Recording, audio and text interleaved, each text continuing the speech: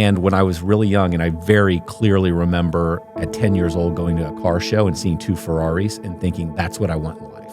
Why is everybody so stuck and broke and suffering and in pain? And it's mindset. It's what do you believe you're capable of? I think that's one. Another one is there's a belief that as your thing gets bigger, it's going to be harder.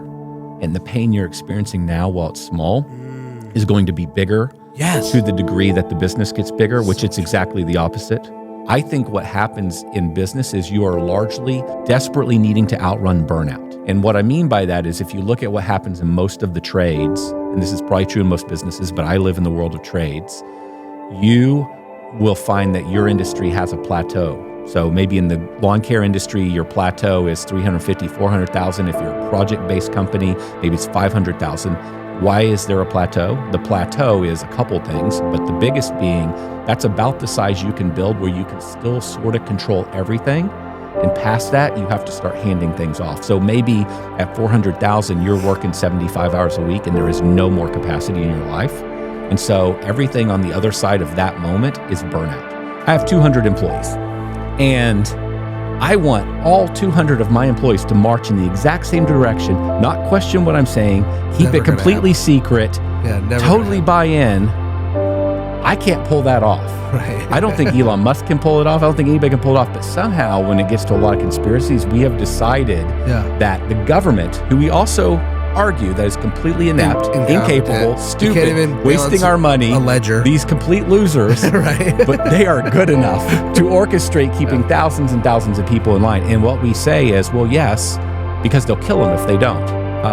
I think I'm the way I am because... Hey, my friend, welcome back to the War Plan Podcast. My name is Josh. I'm joined by my good friend, Jonathan Pototschnick. Have you heard of him? He's a monster. He's actually a great guy. He's built 3 different companies, I don't know, between $15 and $30 million a piece in different industries. He's an overachiever, okay? He's quiet. He's unassuming. You'd never know it if you just walked across the street, and I begged him to come to the studio, sit down with me so I can extract value and give it to you. Is that okay? Is it okay if I over-deliver? Jonathan, how are you? Thanks for being here. You. Yeah, so you happen to live only an hour from the studio. I do. Because if that wasn't the case, I don't know if this would have ever happened, you know? Well, right? I like you a lot, but I may not have made the trip. You're a busy guy. Yeah. You've been traveling a lot. Yes. One thing we were talking about before we recorded was I'm taking one of my sons to Japan. Yeah, which is awesome. Because when my kids turn 13, I take them on a rite of passage trip. It's one of our family systems. It's epic. And he picked Japan. I'm kind of nervous, but you just got back from Japan. I did. Traveling the world. Tell us about that. How's that been? Traveling the world or Japan? Yeah. Japan specifically and traveling the world, because it's a couple of years you've been traveling everywhere. 3 years probably. And we traveled a lot before, but this is another level where we're gone a big part of the year. Japan's awesome. You want to talk about a country that is well put together and well organized, and I kind of wish we had a little bit more of that here in some ways. I mean, really, I wouldn't want to totally live in their world, but I'll give you a couple examples. There's no trash. No trash, zero. So just kind of like Chicago or New York. That was almost me being sarcastic. No, I know. I was trying to come back with sarcasm. Exactly the opposite. I mean, I'll give you an example. I was in Japan for 3 weeks, and I saw one coffee cup, like a little coffee cup, sitting out in a public place. Is it because they behead you if you? No. It feels very civilized.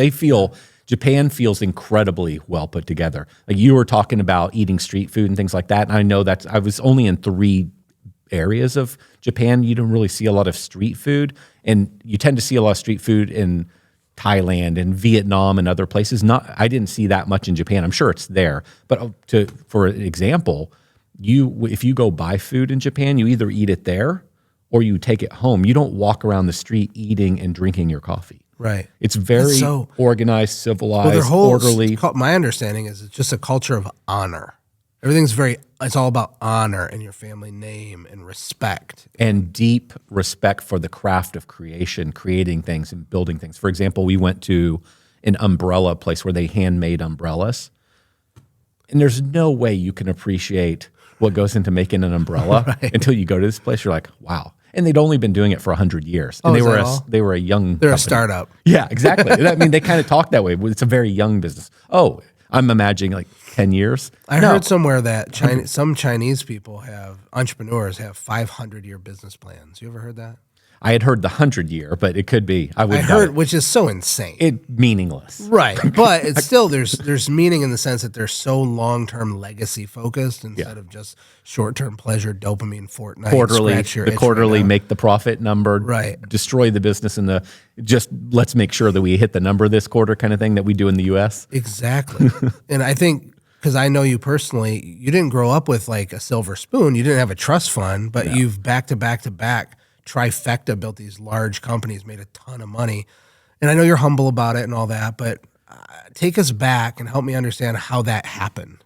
Why are you the way that you are? Because you didn't come from money, right? No. Tell us about that. Not at all. I think I'm the way I am because there were a few things I wanted and then some things got reinforced. So as an example, when I was growing up, my dad liked cars. He raced bikes for the U.S. racing team bicycles, so he liked speed. He wanted to fly jets for the Air Force when he was in the Air Force, but he couldn't because of his eyesight. So I grew up in this world where my dad liked speed, and I liked, as a result, speed as well.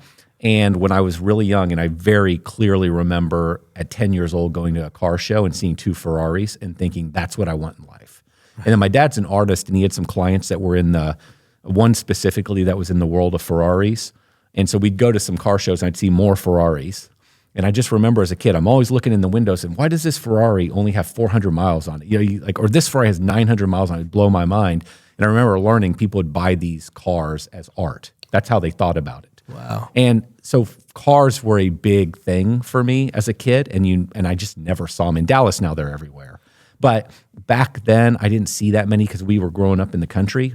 And that was a driving force. Like, I want to learn how to make money so I can have one of these. Right. The money was just kind of an annoying inconvenience that was necessary to get what you want. I just want a Ferrari. I don't care. This other stuff is just what you do to get a Ferrari. Did you ever, Russell Brunson used to tell a story because he got a Ferrari and he's in Boise. Yeah. There's less Ferraris in Boise than there is in Dallas. Right? Oh, yeah. Yeah. So, but the thing would break down all the time and how humiliating he'd be at an intersection. The thing wouldn't start and everybody's mocking him and the whole thing.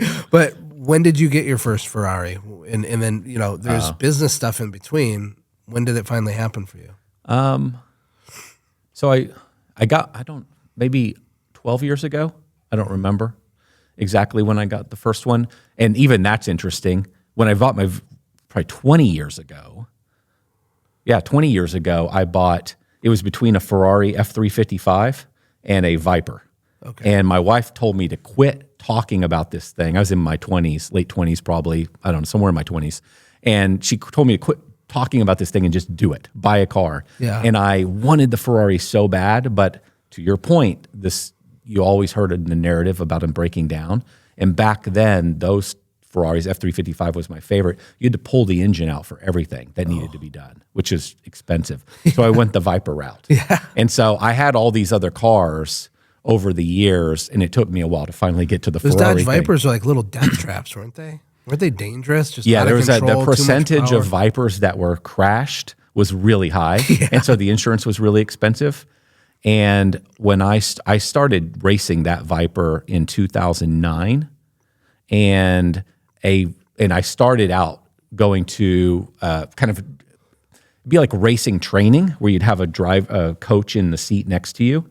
And I remember when I went, there were 9 other guys that had Vipers, and the origin story was generally, I accelerated at a light, spun the car in the intersection, almost crashed, and I decided to learn how to drive my car. Okay. Yeah. For me, it was a little different. I just wanted to do this thing, and so I went to that. But it was, the Viper had a reputation of potentially killing you. With your businesses, were you always building so that you could travel to Vietnam and Japan and Europe and have Dodge Vipers? No. And Ferraris? That was just the thing that got me going. It was just the thing that got you going. Yeah. So really what happened is... Then you fell in love with the process of business. I love business. And more than I love cars. Okay. Yeah, okay. Yeah. And I love cars, but I love business more. Like if you were going to take something away from me and say, the rest of your life you could have all these cars but you'd have to give up business, I would not make that trade. So let me ask you a weird question.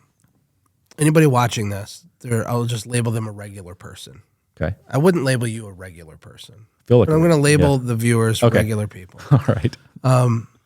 I'm in a lot of ways more like them than I am like you. Okay. I still feel very connected to this regular blue collar, dirt under their fingernail, trying to figure it out people. In your opinion, why is everybody so stuck and broke and suffering and in pain? It's a big question. It's broad, but what is the reason or handful of reasons why? What do you think? Wow, a lot there to unpack. So one would be something we were talking about today when we went to lunch, and it's mindset. It's what do you believe you're capable of? I think that's one. We can elaborate, but I'll just rattle off a list. Sure. Another one is there's a belief that as your thing gets bigger, it's going to be harder, and the pain you're experiencing now while it's small is going to be bigger to the degree that the business gets bigger, which it's exactly the opposite. That's so true. Yeah. We didn't even talk about that. No. I do. I call it UOPs, units of pain. Okay. I say when you're like a small company and it's 63 units of pain to exist in the life that you have right now. Okay. When you hit 2 million, you're thinking, okay, I'm doing 500,000 at 63 units of pain. So 2 million is 4 times 63 units. No. It might be 56 units of pain to be at a million and 39 to be at 2 million. 100%. That is what that is. There's this eventually inverse correlation, or like I'll draw a graph sometimes, and I'll put effort and I'll put results. And so results are low, effort's high, and then it flips. There's like this nexus point, and then here's the quit zone. Everybody quits. It's like the effort's high, there's no reward at all, and then it flips. 100%. There's just no question in my mind. Over the years, I've had friends that have said, you're just always pushing people to go bigger and have a bigger business. And for me, when I'm saying a bigger business, I'm only talking $5 or $10 million. I'm not talking like some of these guys are saying, you need to build a $100 million business. Right. I'm just saying build a $5 or $10 million business. I understand that's a bigger business. I understand. Really, even. But is it? It's not in the broad scheme of things. It's a tiny business. But I'm advocating for at least $1 million business for most people, at least that. And most people are kind of more imagining 200,000 to 300,000, and that's a safe, comfortable place where they can still control everything. That control gets to maybe a third point. I think what happens in business is you are largely desperately needing to outrun burnout. And what I mean by that is if you look at what happens in most of the trades, and this is probably true in most businesses, but I live in the world of trades, you will find that your industry has a plateau. So maybe in the lawn care industry, your plateau is 350, 400,000. If you're a project-based company, maybe it's 500,000. Why is there a plateau? The plateau is a couple things, but the biggest being that's about the size you can build where you can still sort of control everything. And past that, you have to start handing things off. So maybe at 400,000, you're working 75 hours a week and there is no more capacity in your life. And so everything on the other side of that moment is burnout. It's the creation of burnout. So eventually you wind down. So you had this dream. When you got started, you met somebody and you said, hey, that person has a $3 million business. I can do that too. I would love to have a $3 million business. It would change the path of my life. And that was your dream.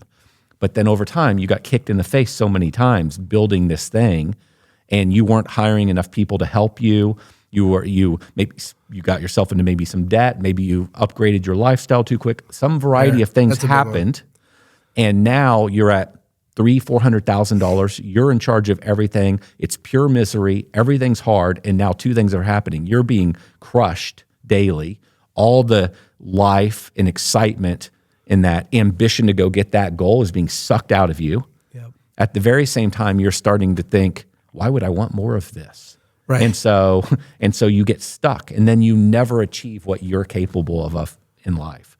So true. Delayed gratification is a huge part of it, like you said, because especially if you have an employee mindset instead of an entrepreneurial mindset where you have some extra money in the business operating account, and you start telling yourself the story of how much you deserve the bass boat, right? And it's not that hard to convince yourself, I worked hard for this. I work hard for this. Sure. I deserve this. Right. And so that chokes the business. 100%. Because it's expensive to grow. You have to buy customers. You pay for them. Yeah. And people have no capital, and they have no way to buy customers. What are your thoughts on that?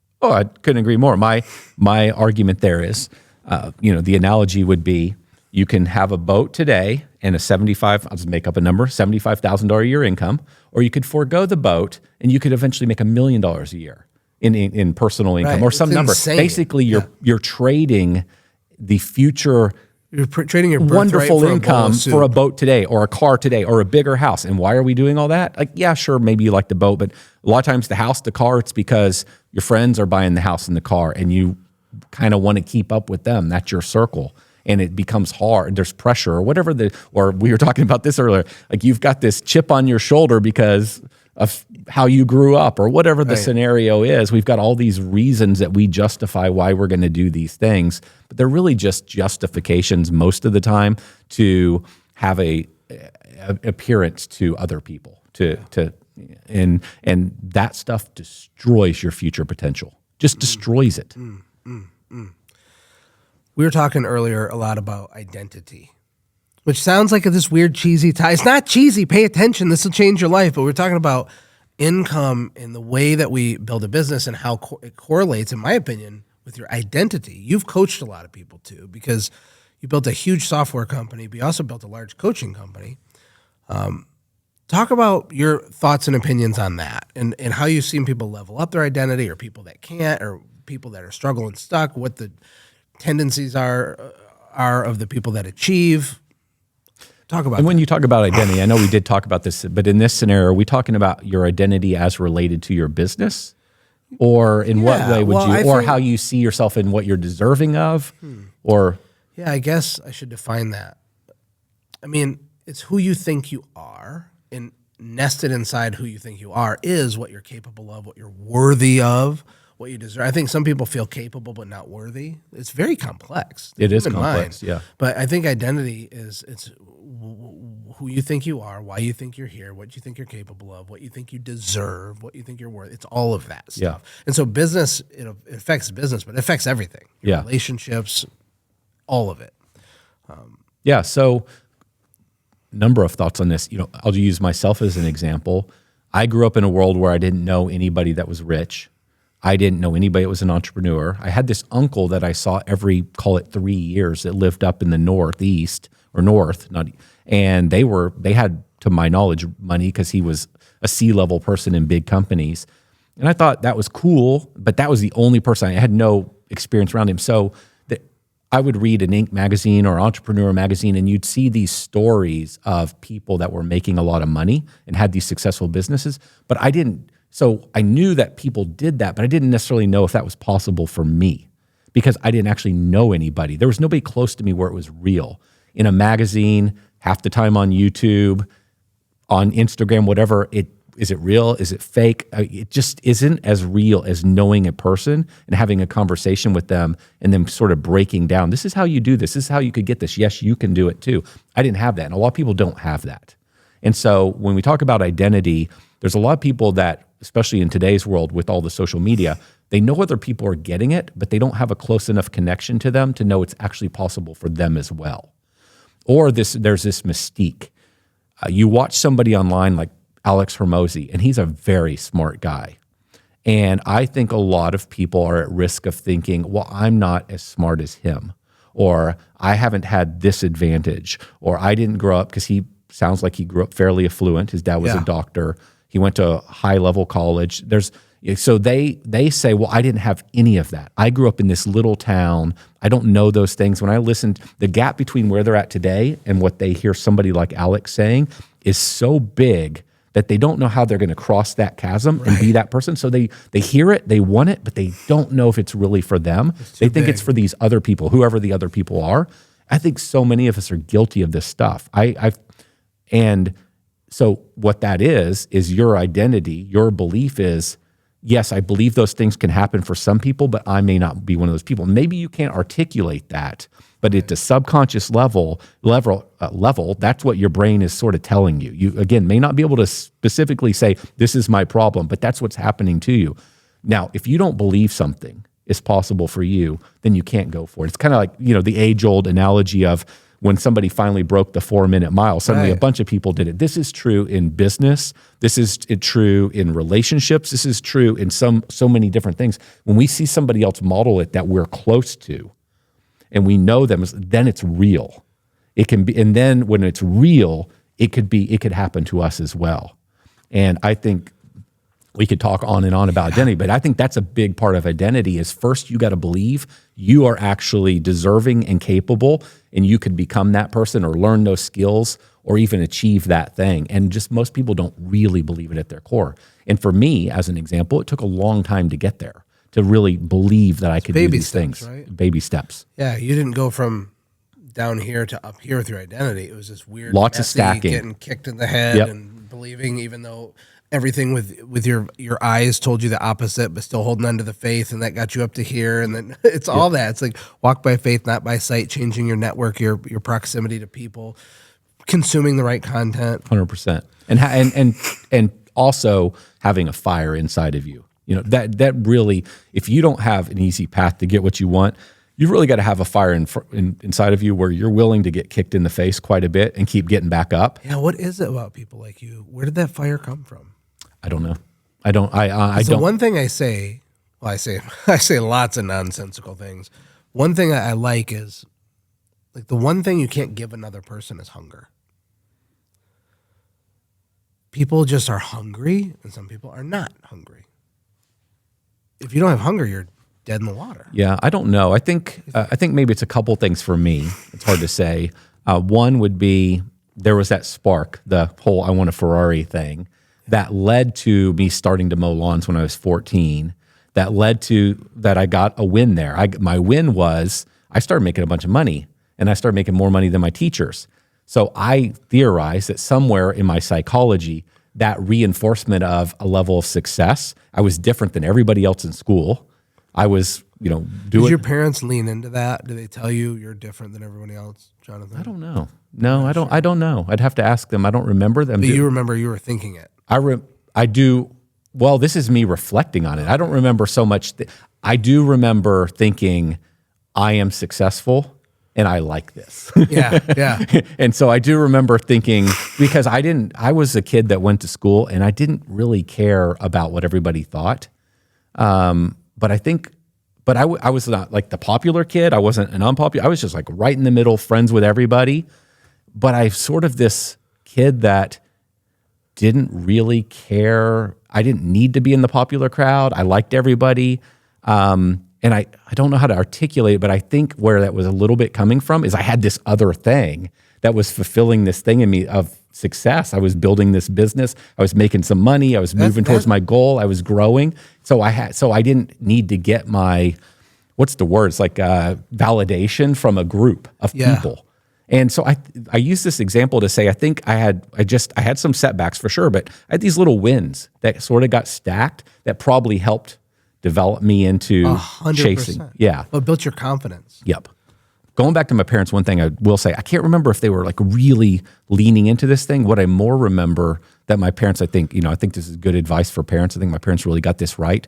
My parents did not try to protect me from my work, whatever I wanted to do work-wise, failing. If I said, hey, I want to go do this thing, my parents would have said, oh, Jonathan, I don't think you should really go put out those flyers. You might lose a bunch of money or people might not call you, or don't do that. You're going to be at school when they're calling and you're not going to be able to answer the phone. It's not like I didn't get any of that. And I give them massive credit for that. They just said, they just let me go and run and try stuff and didn't constantly put the brakes. That's huge though. Oh, I think it's massive. People think we're weird because Ashley and I are always talking about how important entrepreneurism is for kids. Now, just to clarify, I don't care if my kids are entrepreneurs or not. I don't worship the word entrepreneur, but entrepreneurial thinking is a life skill. It's a shortcut. It's a hack. Being a value creator, being a producer, not just a consumer. How do you make 1 + 1 = 3? If they want to be an employee, go ahead, but think like an entrepreneur, think like a value creator and a problem solver. I think it's huge when, especially young people, because my oldest Maverick had a candy machine business. I don't know if you know this. Yes, I remember this. This is a while back, right? He was only 7. Yeah, so yeah. He's 17. And he sold it, if I remember. He did. He sold it to 2 brothers from the neighboring town. The local newspaper did a story on it, took pictures. He wore a tie. They signed an asset purchase agreement. It was hilarious. The whole thing was awesome. It's awesome. And he actually sold it for $1,200. And I have a recording of the call somewhere. I think I might have lost it in this Dropbox loss, but I had him practice the script. I said he was asking $1,500 for the business. They offered him $900. Okay. I said, no matter what they offer you, I made him memorize the script. Thank you. I really appreciate the offer. But yeah, I think 1,200 is more fair. So he had memorized this. So these two kids are talking to each other, and his little 7-8-year-old voice, he's like, "Thank you, I really appreciate the offer." And then he said 1,200. They said yes, and he made $300 in 5 seconds from that script, right? But here's the thing: his confidence totally changed when he was holding $1,200 in his hand that he did. The reality is he was so little. Like, I had to do all the annoying hard work. Like, he did go in and sell these and talk to the managers, and I made him do all that. But like, I had to take him every week there. He would complain. He wasn't like some amazing crushing it entrepreneur, really. But Sure. after that successful event, the way he remembers and romanticizes that story is like, I did this big thing. Yep. And it pre-frames the next part of his life. 100%. It's like, He I sees can't even himself explain to you. differently now. I have He to treated believe. his brothers differently. Yeah. He treated his mother differently. He was always a good kid. Always. Yeah. Always he was just different in all categories. Love it. I love it. I mean, this is why you and I, we've talked about this before. It's why we're both passionate about young people becoming entrepreneurs. You used a line, and I noted it in my phone, and it was, business is, well, crap. What is the line? Business is, it's something around like practice for self-improvement. Oh, yeah. And dang it, I'm going to memorize it because it's so, Yeah. That's why I say it. It's so good. Business is a personal development program That's with it. a compensation plan. Oh, God. I mean, that was one of the best things you said today. Yeah. I love that statement. I have to remember it because it's back to why we're passionate for young people or passionate for entrepreneurs. It has the development. ability to grow you into a different kind of human being. Definitely. A buddy of mine, Brad Gibb, shout out to Brad Gibb. You ever watch it? He's a super genius ninja finance guy. I should introduce you to him, actually. But he's a former Goldman Sachs guy. He's freaking so smart. Okay. But his whole thing is like, there's only 3 things you need to work on to be successful at anything. And it's mindset, skill sets, and network. That's it. And I like that reduction. It simplifies it. But it's really true. Because mindset, like identity, who you blah, blah, blah. But then there's hard skills, hard and soft skills you have to have. Sure. But you won't even do the work to acquire the skills if your mindset's wrong. Yeah. 100%. You won't finish the learning how to code, or you won't finish the how to sell program if you just think you're worthless.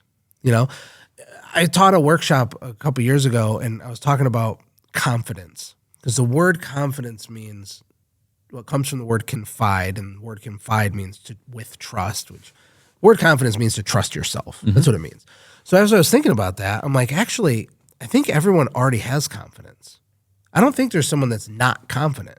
I just think we have inverted confidence. Like, somebody might have been sexually abused or really had a hard life, and they think, I'm worthless, I'm not lovable. And so they weigh 400 pounds. For example, is one way that can manifest. They're 100% confident that they're not lovable. They have certainty, I see what you're saying. You have had all these positive things happen. Where does that certainty come from? I know part of it is you had initial success and that compounded and stacked, but you didn't have all these like huge mentors pouring into you at the time, did you? Like, how did you just do it that big? Because it's not normal. I don't know. I've definitely had setbacks as well. Is it team building? I mean, if you had to identify You mean your what? How did superpower- I build the businesses? Yeah, like what's your core competency or your Oh, superpower? okay. I or- see what you're saying. Okay. Well, 2 things. 2, if I could, there's many, but I'll put 2 that were most important for me. 1, getting involved in the world of marketing and learning marketing and being more in control of how to drive business. That has allowed Speaking my love language. right now. that has allowed me to build everything. Marketing. Because marketing isn't just about how do I create something that'll end up in a mailbox or on a door or on the phone, some marketing piece that's going to convince somebody to buy. But marketing also gets into things like, how do I communicate with my client? How do I think about the psychology of why they would buy? How do I think about pricing? How do I think about building this product so that more people will want to buy? How do I think about the market I'm serving? What's my business model look like? It's all goes back to a version of marketing. Yeah. And so as soon You as don't even know that one of my main taglines at Warplan is everything is marketing and marketing is everything. No, It's on stickers, it's on T-shirts. Well, I agree with because you. I think even the way we talk to ourselves is marketing. I think parenting is marketing. 100% it's marketing. Everything literally actually, because marketing is choreographed communication. It's nuanced, thoughtful communication. 100%. Or even not nuanced, not thoughtful communication. It's still marketing. It's just communication. Just bad, or maybe bad. bad. Right, bad marketing. Yeah. So if I had to point at maybe the biggest shift, it was that. I felt that as I started to learn marketing and I went all in, that I suddenly felt like I had more control over my destiny and being able to build things. And it upped my level of confidence. And again, like everything, it upped my level of confidence as I started getting some wins. I definitely had a lot of things go bad trying to figure out marketing where I wasted a bunch of money. Yeah. But that would be one. Well, that's when I'm working with small business owners, sometimes I don't let them use the word money. This is just a brain hack, but I'll only use the word capital. Because there's so much here. This is a thing, right? It's like poverty mindset, growing up with nothing. I had a lady tell me last week, she's a sweetheart. And she's like, I'm just so scared to spend money. I said, when we're talking about your business, you're not spending anything. You're deploying capital. You're allocating capital. Your job is to, and like reframing that, So in your opinion, I like that. Why are so many, because wealthy people talk about capital. Poor people talk about money. Wealthy people talk about value creation. Poor people talk about getting money, paying a bill. Yeah, return on investment versus like the getting money. timelines are shorter. Like the more poor you are, the shorter your time frame. Sure. And your language patterns are different. Yep. They just are. But in your opinion, because specifically with marketing, people just don't do it. They won't do it. They avoid it. They're scared of it. They're scared to death of it because they don't understand there is some sort of a learning curve. It's research and development. That's all it is. It's R&D. But you have the earning potential of a professional athlete the minute you figure it out.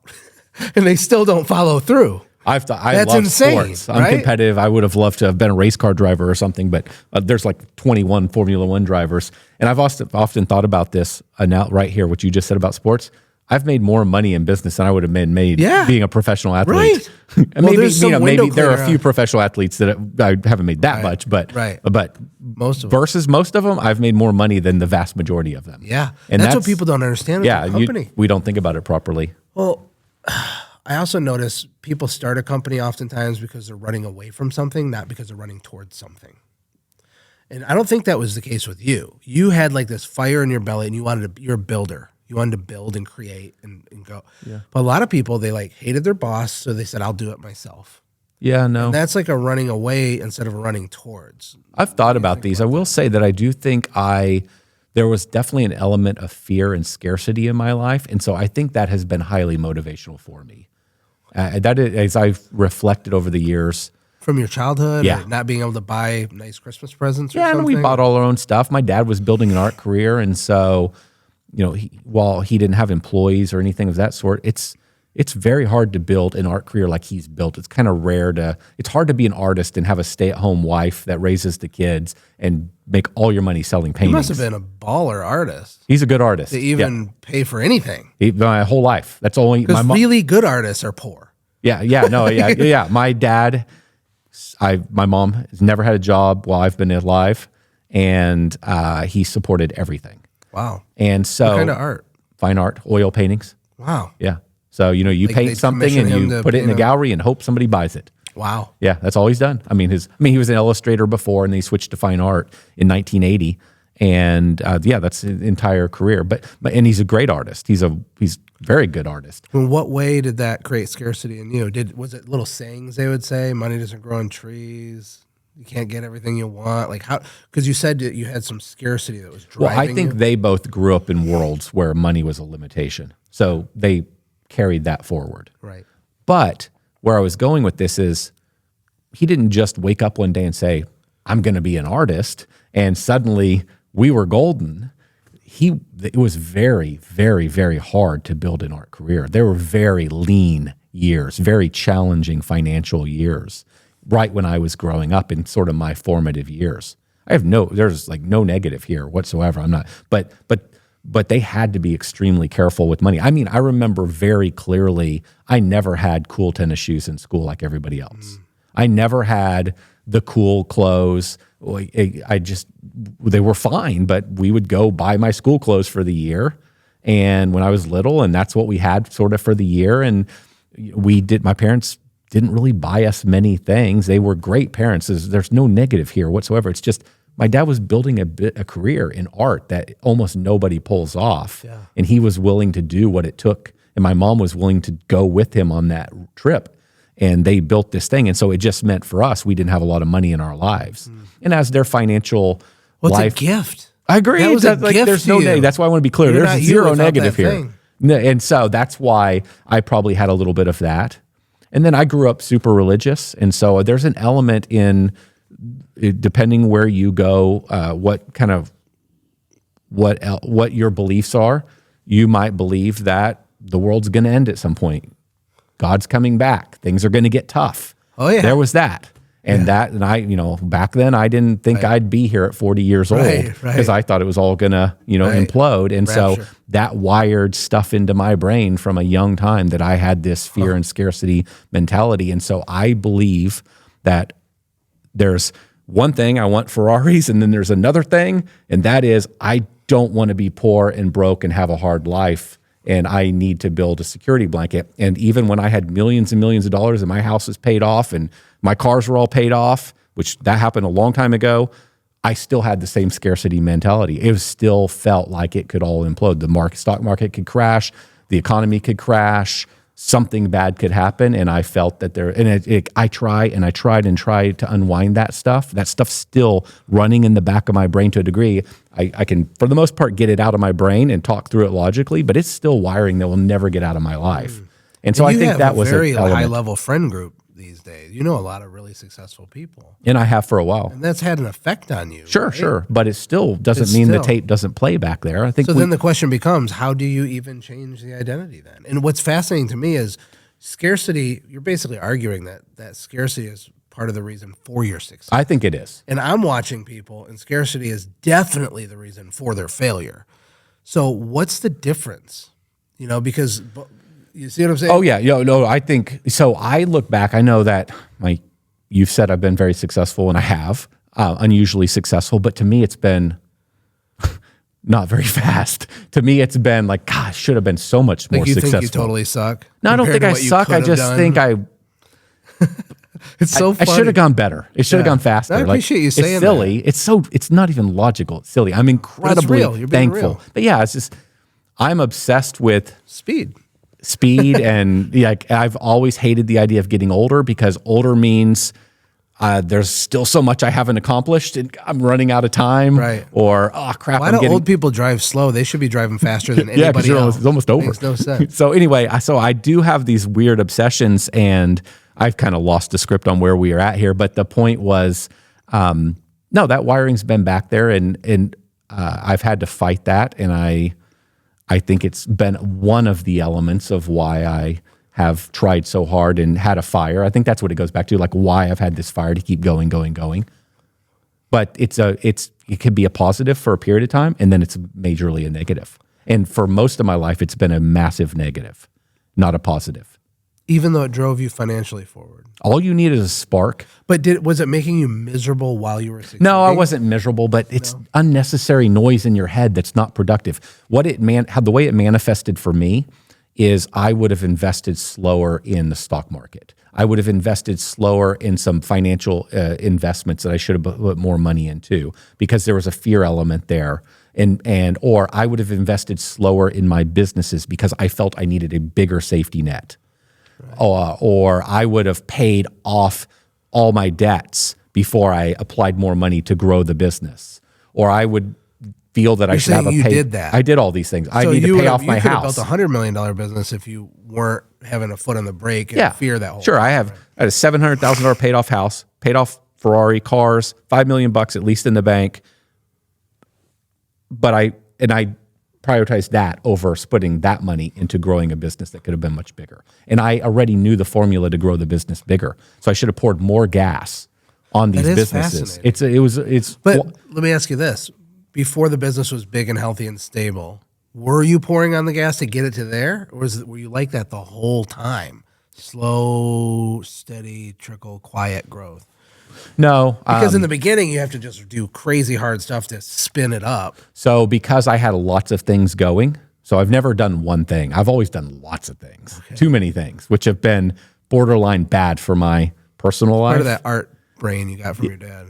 Probably. I I'm very much the squirrel mentality. Like, that's a cool idea. You know, you listen to another marketing podcast. I go home, I stay up till 3:00 in the morning and I write a marketing campaign. And then the next morning I get up and I got to deal with something else and I forget about that. And then I read a book. It's like, then I write a new marketing campaign. Before you know it, you look back and you got like 90 half-finished marketing campaigns and none of them have ever been out. Yeah. You know, I did a lot of that kind of stuff. And so I like that. I love the creation. I love thinking about the business model. Like, how do we start business? I love all that. Yeah. I've never so much loved the building of the business, like the operational side, but I've learned you have to do it. So now going back, because I had multiple things going, there came a point where I could live. And so, for example, when I started City Turf, I didn't need any money from City Turf. So it wasn't that I put $42,000 into it, if I remember correctly. To start it up? To start it. And then I put all the money back into the business and took no income for 5 years. Rolling it. Yeah. And that company, I don't know how many trucks does that have? How many crews? It's like huge, isn't 130 it? maybe? I don't 130? know. Maybe, I'm not quite sure, but yeah. There's going to come a day in your life when you don't even know how many hundreds of trucks you have of a business you still own, for the love of God. That's a very good thing. Yeah. And look at all the jobs you created. Oh, yeah. You know, man, okay, so I'm going to pivot a little bit. Okay. So I feel like culture is like worships entrepreneurs these days. These days, I think it's a good time to be alive as an entrepreneur. Religious. Yeah. It's like it wasn't way always out this of way. control. This wasn't, and it's not this way in most other countries. If you go to other countries, I travel a lot. Yeah. You know, go to Japan, go to England, go to these other places. It's like they call it the tall poppy syndrome. You're sort of like going to get cut down if you pop up in some of these other places. It's not as, we're very fortunate, if this is the life you want, to be living right here. Yeah. When I don't think it's good. I mean, I don't think everyone should be an entrepreneur, be a millionaire, and 10x everything. There's a guy at an event in this studio a few weeks ago at Neil's event. Shout out to you, Neil. And he asked me a question. I could tell by the way that he asked it, there's something under the surface. And he's like, how do I achieve this goal? And he asked the thing. Long story short, I'm like, you don't even want that goal. And he was like, oh my God, I don't want that goal. And so, without having a 10-minute explanation, the point is he was aiming at something he didn't even want. It was just the expectations of others and what he thought he was supposed to want. And really, Tony Grebmeyer says, how much of life is that? How much of this country has been built on that one statement? Like all of it, I think. Yeah. I think like all of it. Tony Grebmeyer says there's nowhere to get and you've already won. Yeah. That's right? And you would love him too. Okay, I don't know him. He's amazing. There's nowhere to get and you've already won.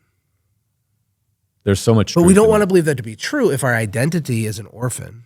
And like part of our success is proving that we're lovable, that we're loved, that we're worth it, that we're worthy. You're never going to actually feel that way, right? I don't know. What are your thoughts on entrepreneur celebrity culture? How gross it is. Gurus, people making $1 million a month selling courses on crypto and whatever. I mean, it's a wild west on the internet. Yeah. You know, what we do at WarPlan is coaching for small, but it's very different. And like, what's your take on the whole thing? Well, this gets to another conversation we've had, and I've talked about how I want to build my reputation on social media. Yeah. And how unbelievably difficult it is for me to state what level of success I've had to set authority or credibility. Yeah. Or the idea of showing off anything that I have, and why. I think part of it's rooted in, we talked about a few reasons, but one of the things we didn't talk about is when I log onto YouTube or I look at Instagram, which I don't look at Instagram, I'm really the wrong person to build social media because I have no social media on my phone. I don't look at social media. I've never I posted one time on Facebook in my entire Facebook career. Really? Yeah, I just don't do, and I call it fake book. Well, I tell you, real fast deviation. The reason for that is, we keep talking about Dan Kennedy. Yeah. One of the things I felt like maybe one of the most influential things I felt I learned from him was this imperative need to get hyper-focused. And he had this book called No BS Time Management. I read that book many times. It's a little more over the top than the direction I went, but I applied a lot of it, and it was a game changer for me. Just hardcore focus. You can't be hardcore focused when you're all over the place, listen to podcasts, reading this, on social media, on YouTube all the time. Your dopamine, everything gets out of whack. Yeah. So I'm kind of So I got off on a little tangent there, but my point is when I do look at that stuff, I'm generally just completely disgusted because I know a lot of it's fake. I know a lot of the people giving advice are... Even if it's real, it's still gross. Yeah, and so that I just really struggle, but I also know how incredibly, because I care about getting information out to people and helping them build their world, their thing. I know that's what I have to do, but I'm repulsed by the general activity or that, and so... and it's true, you don't like talking about your success, but just because you talk about it doesn't mean you're bragging. Because it's just like, can't you state a fact? Or for example, if I asked you a specific question and you just answer the question truthfully, that's not bragging. That's just, if someone is devastatingly handsome, are they supposed to wear a bag on their face everywhere because they're bragging by letting people look at them? Like it's just true. Your face looks like that. Or it's true. Your business did that much, or you sold it for this much. They're just things that happen. Yeah. What do you think? I think it's very logical. That's the thing about false beliefs and subconscious programming. We don't know why. It's just a feeling. Yeah, it's just the up. thing I have. And I'm a little sensitive too because I tend to have business partners in a lot of what I do. And so they don't have any desire to be public or known in any way. So when I talk about it, even though I may not say their name, they sort of indirectly have just given out their private information as well. And so I'm sensitive to that. I don't know, probably something back to my childhood. We'd have to diagnose it. Sure. I was wired Maybe into one of me those that long chairs you can lay back I on. will tell you, when I was growing up, my mom was very secretive, and she still is to this day. She's very secretive. She doesn't want anybody to know. About money specifically? She doesn't even want anybody to know I'm successcul. Really? Yeah, so that's a culture thing, too. Yeah, I think there's something probably wired into me as part of it. Yeah. And I think... But you talk openly about this with your family, right? Oh, yeah. Your kids know revenue and number. And my kids do. I don't talk about it too broad. But are you teaching them investing and what you're doing? My parents know. My kids know everything. Yeah. Yeah. But the advantage here is I have talked to my boys about, hey, we don't talk about these things publicly. And so I remember Gage is my youngest, he had some buddies over at our house a couple years ago. And these kids had no idea of some of the cars and stuff we had. Like he had never, ever said a word about it. Yeah. And I remember being so proud of him. Yeah. Because there's this element where you shouldn't be ashamed to talk about things. Right. But there's also this element, it's like, hey, like how many kids are running around bragging about whatever. Stuff they didn't even earn. And so I value, so it's a balancing act here. There's a lot of noise in my head on this topic. And me too. I mean, I'm not dogmatic on all of these things. Like I'm still learning and trying to learn because on the one hand, like the Bible says, a wise man leaves an inheritance for his children's children. That's two children's, okay? Yeah. Like generational legacy. Like that means it's our imperative, it's our responsibility, meaning we need to respond with ability to do that thing. But we also know that like silver spoon stuff can be a real thing. Yeah. I think it's interesting. People hate on people that come from resources as if that's bad, even though every single person watching this wants your kids to be the ones that come from resources. And, and I'm not really worried about haters. I just like, that's not really because I know I'm very proud of the way I've lived my life.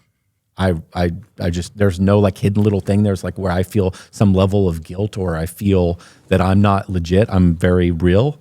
And so a hater would mean very little to me unless there was a risk that the broader market or my friends or family would believe that what they're saying is true. That would bother me. Yeah. But just somebody crying on social media, I'm numb to that, that nonsense. So that's not really the thing. Huh. I don't know. Something I was just thinking of. So Dan Martell, I've talked to him about this a fair bit. And I don't know if you have ever watched his stuff. But he has really stepped up his game. I haven't watched a ton, but he's blown up. You can directly... I talked to him about Send Jim years ago before he was internet famous. And, because he's a SaaS guy. Yeah. He's a software SaaS guy. coach. Yeah.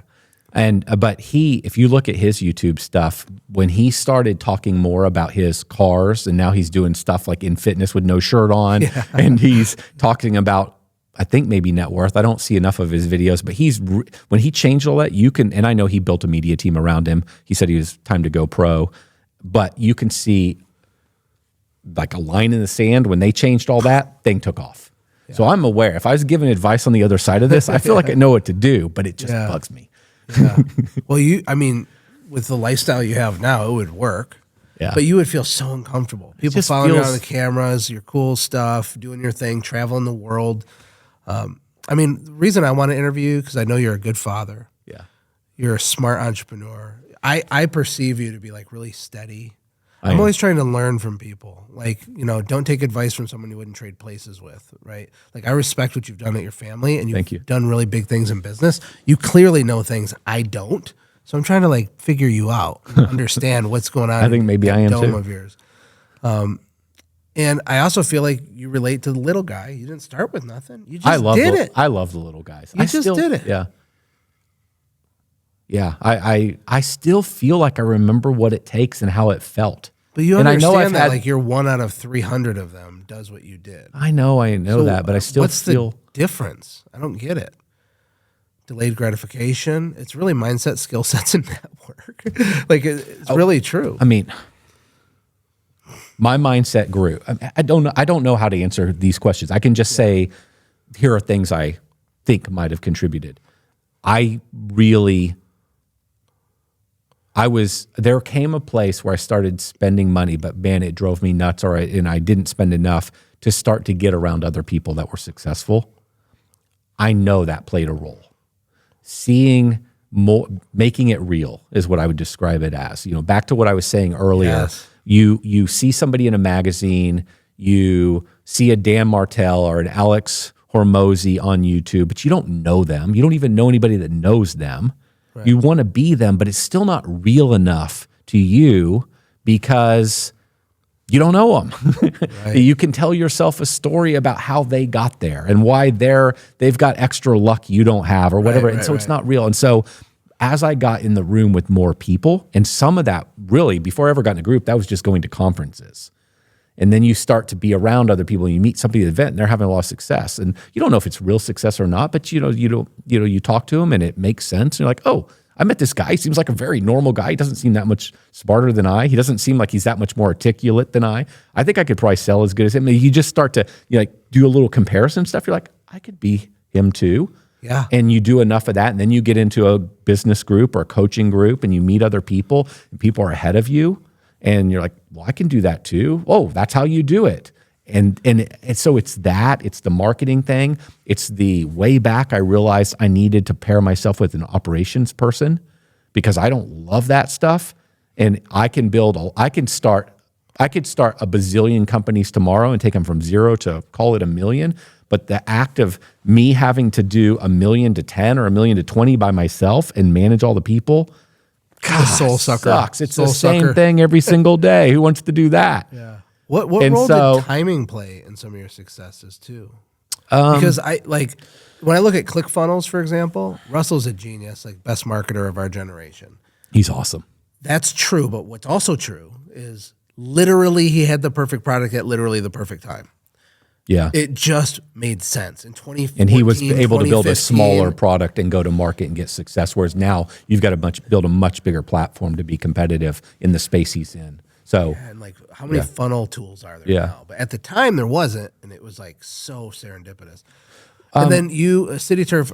Yeah, timing. This area's grown like crazy. Oh, sure. Yeah, I've talked There's that. Yeah. And then also with your CRM, Service Autopilot, you were pretty early on. You had the vision to do that. Yeah, so from a timing thing, I'd say maybe 2 things. On City Turf, a couple things came together. One was, it's definitely been good that our market's grown. I've talked about this lesson a lot because, I'll just repeat something I've said before. There are all these really smart individuals that are in little bitty towns with little markets, and they're looking at me and saying, why can't I be Jonathan and have City Turf? And I'm saying, you can't be me because you have 20,000 potential clients. It's just math. Right. And so you're beating yourself up thinking you're a loser, and you're not. You come to Dallas. Yes, I have won in an unusual way, even in Dallas. But if you come to Dallas, you have a much higher probability of using all the gifts you've been given in life and your skill sets to actually build something. And so that's part of it for many people. So that was advantage number 1. Advantage number 2, I'm in a market that is growing.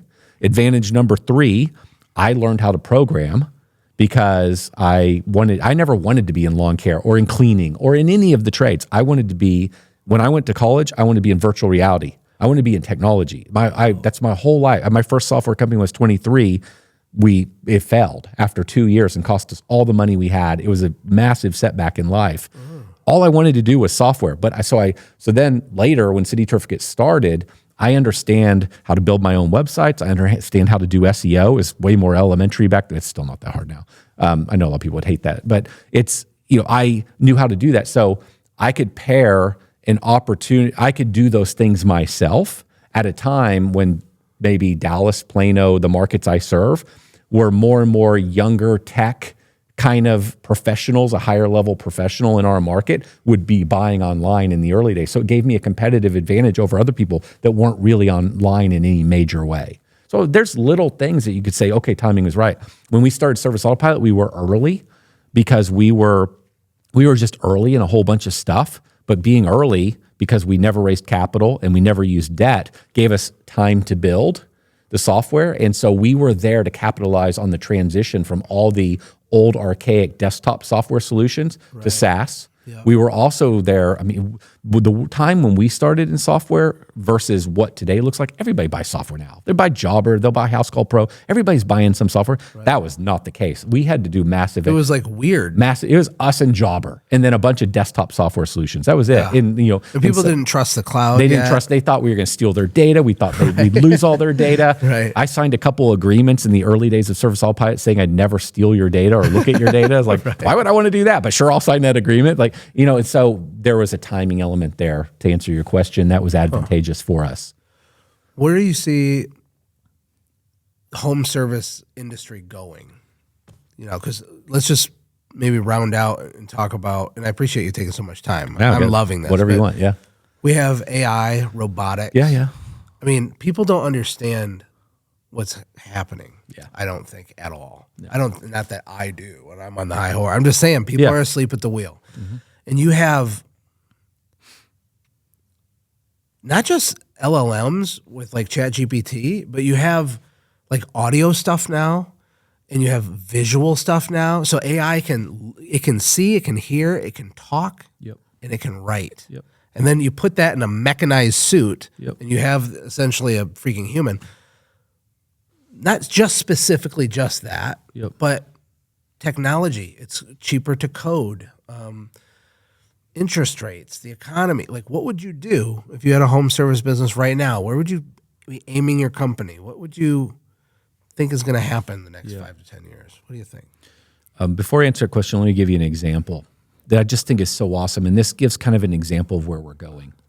So there was a time where I thought I was going to build another software company.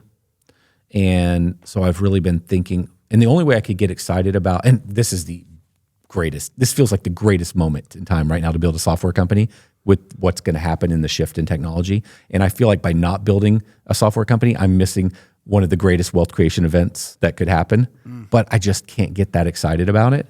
And so as I'm working through this software company idea, we were very innovative at Service Autopilot. If you look at a lot of the functionality we had, it led the market. We were the first to do thing after thing, and then everybody would kind of come in afterwards. And so I could only get excited, and that may not be the best way to run a company. John and I have joked about it. Like, our joke is that John and Jonathan would build an entire automations platform so you could do everything you could possibly want. Jobber would say, these are the 10 best automations. They just hard code them right in their software, and they move on to the next one. Right. But John and Jonathan loved to build stuff. And so Jobber is VC backed, right? Oh, yeah. They've raised hundreds of millions of dollars. Wow. Yeah. And anyway, where I was going with this is I could only get excited about doing something again if I could, again, lead the market. And so one of the little things I was just kind of playing with is, one of the challenges in software, and this is getting to a point, just kind of the beginning of answering this question. One of the challenges in software is getting your field team to actually fill in the data, even on a mobile device. Yeah. It's really hard to get people to fill in the data. It's like kind of the lifeblood of the business. Why can't we do this? But no, we can't get it done. Won't do it. Okay. Or you've got some people that are just uncomfortable typing and writing in there. Maybe there's a language barrier. There's a variety of problems. So at CityTurf, we've done a bunch of stuff where we just have people fill out stuff on, like, for example, maybe we have a little board in the car, and it's pre-filled out fields, and all they have to do is just fill out a couple fields, snap a picture, and then erase it for the next job. They don't even have to fill. You don't even have to fill in a mobile device. We've like really shortcutted some stuff. So I was playing with some technology. It's like, okay, if I build a new software company, could I just not even use a mobile device? Like all the guy has to do or gal has to do is just write in whatever language they want to write in. Spanish, English, I don't care. And then we will just use visual recognition and AI and read it and auto put all that data into technology. And it's insane. This is a big buildup here. But my point is right now it exists that all I have to do is take a picture and I could translate everything. It can read the writing and it could auto input all the data and nobody even has to fill out mobile devices anymore. That's an example, like a really low level example where this is going. It's just like one little thing and it's going to be incredible, and it's going to take a while. And the reason it's going to, and so there's two sides to this. One, it's going to happen, like whether it be robotics or AI, and it's going to be game changing. On the other hand, and that feels like it's going to be quick. On the other hand, some of it's going to be a little slower than we think because if the AI answer or result, like let's do a customer service scenario here. If you used automated technology like AI technology where they're talking to you, but it gives you your client the wrong answer 10% of the time, you can't actually adopt it.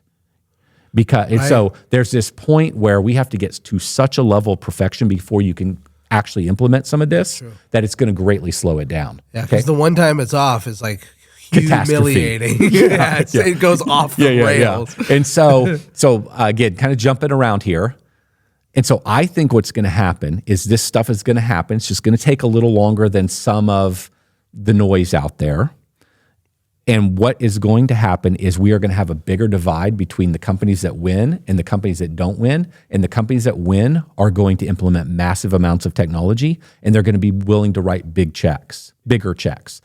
When I was in the software business, so many people are like, $100 a month? $25 a year? $100 just to completely build a foundational thing to build my entire company on? Yeah. Are you crazy? I will dream this for the rest of my life. The volume of people that look at the cost and do not think about the return on money, the return. And that's going to happen to a ton of people as we move into this world where they can adopt these technologies, but there's going to be a cost.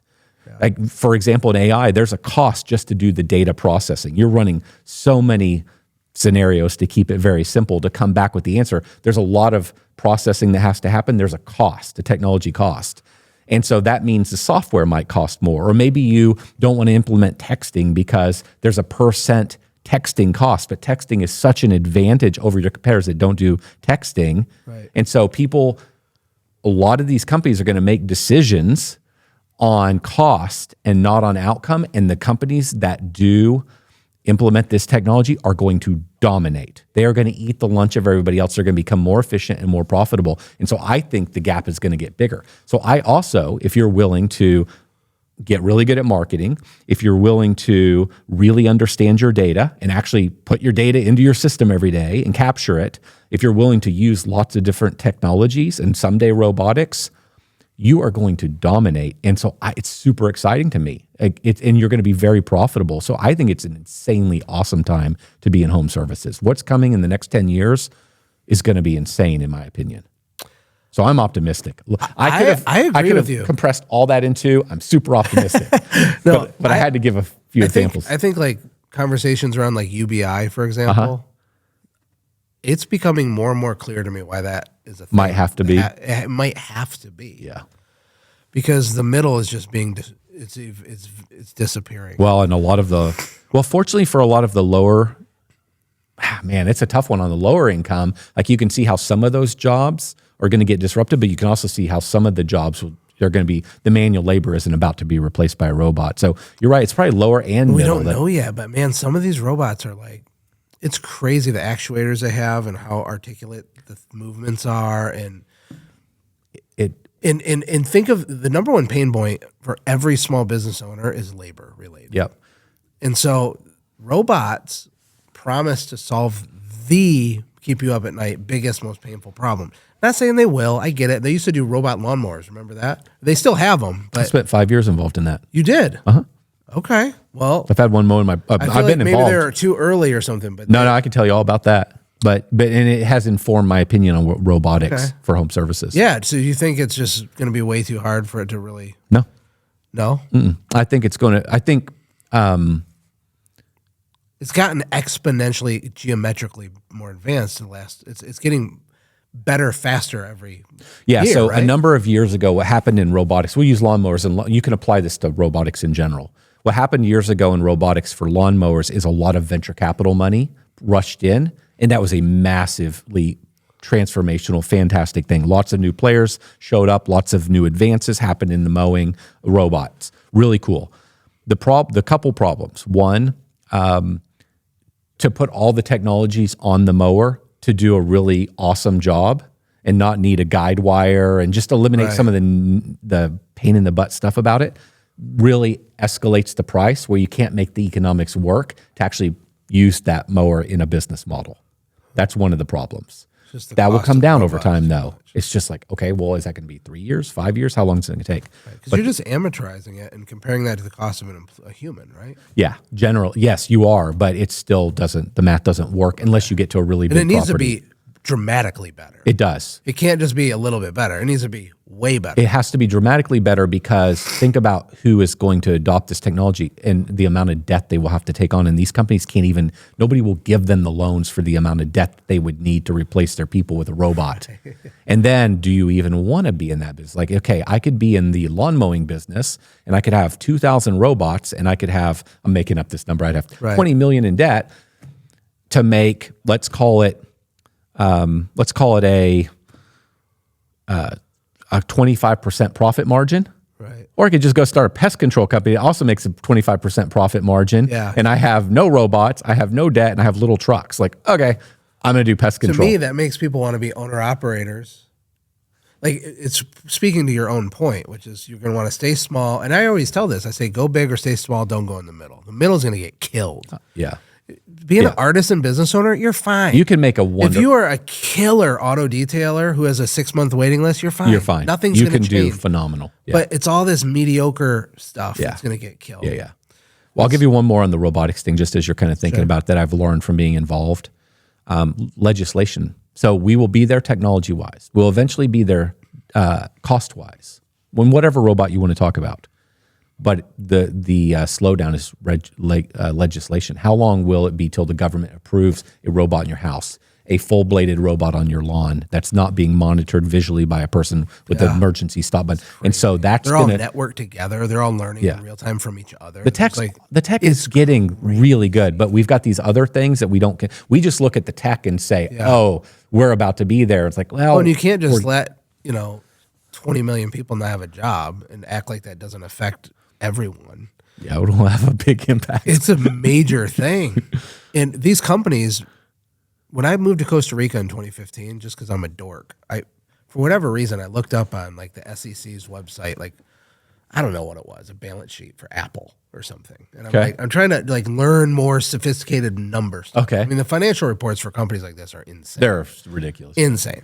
But I just noticed at the time back then, I could get the number wrong. I don't know. I think that they had about 40 billion in cash.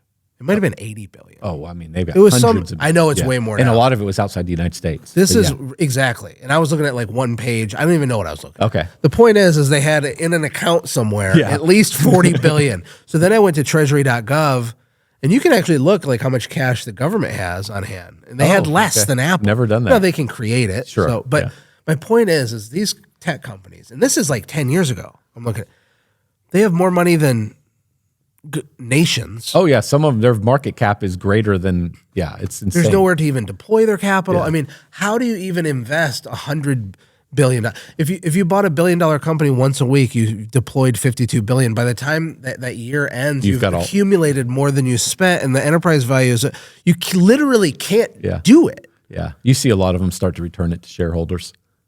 Are they doing dividends now? Yeah. A lot of them do. A lot of the tech companies, as they mature, they can't get rid of the cash fast enough, and they start to do dividends. Some of the companies that took really hard positions that will never do a dividend in the tech world, it's better to just continue reinvest. Finally, it's like, okay, we're doing a dividend. They got too much money. There's too much. Yeah. That's a real thing. Yeah. It's an actual, this is funny as this sounds to you out there watching this. You're like, there's people legit stressing because they can't spend their money. Yeah. There's not enough stuff to buy. There's not enough quality company. PE firms are stressed out. Yeah. That's why valuations are. Yeah. Well, do you have any prediction on private equity as it relates to home service going into next year? You know, is the Fed going to lower rates, which would increase valuations a little bit, right? Yeah. If rates went down, but then there's other implications. What do you think? I don't know, because I don't know what Trump's going to do. Trump, and some of the things that he wants to do. The Fed doesn't have to listen to Trump. Well, but if things get too hot, or there's just a variety of things that can create inflation, they will have to raise interest rates, and then that would change the outcome. And Did you ever read The Creature from Jekyll Island? I think I bought it. I never read it. Yeah, but you get the idea. Yeah. What do you think about that? What conspiracy theory do you believe in? We got moon landing. We got JFK. Yeah, we got. What else do we got? Yeah, Will, help me out. I tend to not. The what? Mandela effect? I don't know that one. Okay, I don't know that one. It's where people believe that like the past is being changed. Like the Bernstein Bears. There was a children's book. Yeah. Like it's spelled different than it really was, and they're going back and revising things. Is that what we mean? I think that one's totally kooky, but people believe it, right? So, wow. I mean, this is it's edutainment. We got to do some entertaining. I tend to not be super conspiracy based, but I am surrounded by lots of friends and family that are. Yeah. The reason I tend to not, I think most conspiracies can be explained down to incentives. And I think that people basically operate based on incentives, but I don't believe there are 6 people running the world. I'll give you, I don't believe that, I'll use this analogy. I have 200 employees, and I want all 200 of my employees to march in the exact same direction, not question what I'm saying, keep it completely secret, totally buy in. I can't pull that off. Right. I don't think Elon Musk can pull it off. I don't think anybody can pull it off. But somehow, when it gets to a lot of conspiracies, we have decided that the government, who we also argue that is completely inept, incapable, stupid, wasting our money, a ledger, these complete losers, right? But they are good enough to orchestrate keeping thousands and thousands of people in line. And what we say is, well, yes, because they'll kill them if they don't. Right. Okay, I don't know. It's just a little too far for me. Yeah. Because the guy that's like 80 and about to die, he's really not going to eventually speak out. Right. He comes in his wheelchair and he's like, so then the argument to that one is, well, they're going to kill all his family. You mean the dude from 70 years ago who has also died, who said he was like, I don't know if I'm making any sense. I just can't reconcile a lot of them. It doesn't mean I don't believe in conspiracies. I think. But you believe there's evil, diabolically bad people 100%. that are power brokers. Sure, 100%. That are making moves. 100%. Yeah. And I believe there are conspiracies, and I believe that. Did we land on the moon? I think we did. You really do? I do, yeah. For real? I really do. Because I think. We had so many. Yeah, well, we'll see. We'll see. I want to believe that's the reason I believe. It's amazing. I believe it seems there impossible. are multiple countries that have a vested interest in proving we didn't, and they have the technology to show that we didn't. It's just the 60s. I know all the arguments. There, all the tech was lost and deleted. My mom doesn't believe we landed on the moon. I've had this conversation many a times. I know a bunch of people. My father-in-law got really mad at me when I brought this up, even as a possibility. Yeah. I mean, because your mom's age and my father-in-law's age, they were little kids when this happened. Yep. It's a core memory. Yeah. Okay, they're like at school. Neil Armstrong's on the moon. It's like telling them that didn't happen is like so disruptive to their psyche. It sounds like your mom. No, she doesn't believe it. But my father-in-law was having a breakdown. He's like, "What? No, we absolutely landed on the moon." Maybe we did. I'm not saying we did. I think I'm stating this correctly. I've talked to John, my business partner, about this, and one of his relatives was one of the core people in the room when they did this whole thing. Really? Yeah. So he too believes they landed on the moon. And they streamed video in 1960s back to Earth so we could watch it. I've heard of the radiation bell. I've heard all the different. How do you stream video in 1960s? That's insane. Oh, man. But how'd we also create the atomic bomb and some of the physics and stuff? I mean, you can get into, have we modified physics so that we can't produce, so that other countries, did we infected physics so that other countries can't reproduce a lot of the things we did? Physics? Yeah, that's a big belief out there, is that we've messed with how physics really works and operates. How? And how we teach it in colleges we and teach schools. it wrong on purpose so they can't get to And that's the right. why there's been a stop in the breakthroughs in physics. Oh, And that would be genius if someone did that. there's a million of these things. I think they're fascinating, but I don't know. Aliens?